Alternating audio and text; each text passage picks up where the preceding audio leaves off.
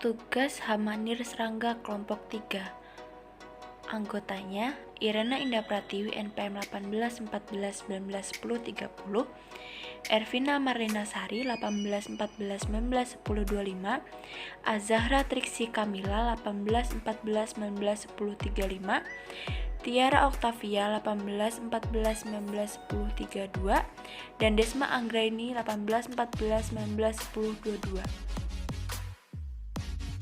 Pada kesempatan kali ini akan menjelaskan tentang hewan moluska.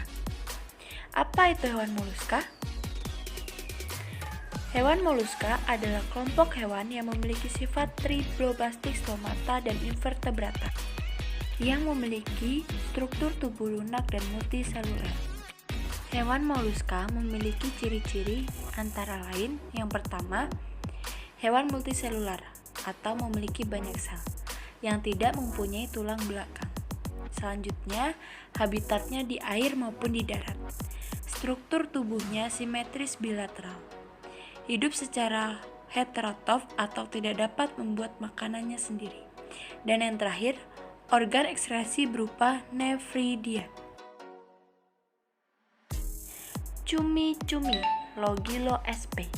Contoh kelompok hewan moluska yang pertama adalah cumi-cumi.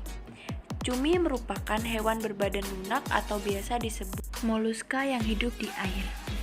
Hewan berbadan lunak tidak mempunyai tulang luar maupun tulang dalam, sehingga untuk bertahan dari hewan pemangsanya, cumi-cumi ini mengeluarkan tinta sama halnya dengan gurita. Siput gastropoda. Siput adalah salah satu hewan yang masuk ke dalam anggota kelompok kelas moluska gastropoda. Siput tanpa cangkang atau siput telanjang dapat kita jumpai hampir di seluruh penjuru Indonesia, terutama di daerah pedesaan yang habitatnya masih terjaga. Gurita atau dengan bahasa ilmiahnya Octopoda. Gurita adalah salah satu hewan yang termasuk dalam jenis kelompok hewan berbadan lunak atau disebut moluska. Hewan ini merupakan hewan yang berhabitat atau tempat hidupnya di dasar laut. Gurita sendiri termasuk kelompok atau kelas Cephalopoda yang hidup dengan terumbu karang yang menjadi tempat hidup atau habitat utamanya. Pada umumnya, moluska memiliki peran penting atau menguntungkan bagi manusia. Namun, ada pula yang merugikan bagi manusia. Peran moluska yang menguntungkan adalah sebagai berikut. Yang pertama, sumber makanan berprotein tinggi, misalnya tiram batu, kerang hijau, cangkang, sotong, cumi-cumi, dan bekicot.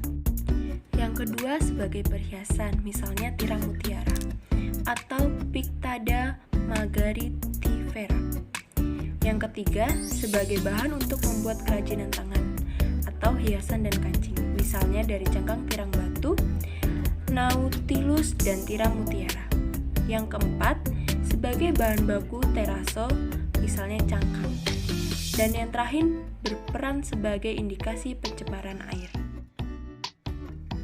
Sedangkan moluska yang merugikan bagi manusia diantaranya bekicot atau Actina fulica dan keong sawah yang merupakan hama dari tanaman, dan siput air yang berperan sebagai perantara cacing Fasciola hepatica.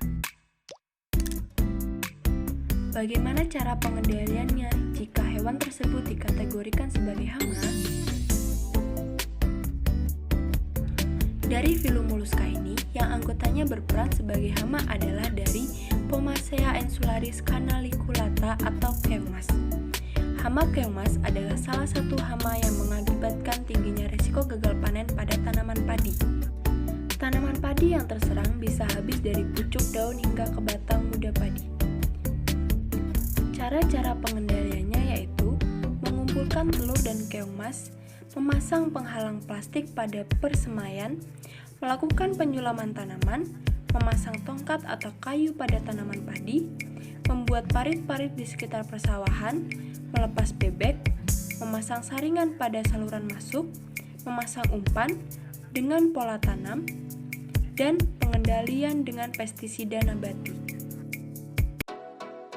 Sekian penjelasan dari kami, semoga bermanfaat. Sampai berjumpa di lain hari lagi. Sampai jumpa.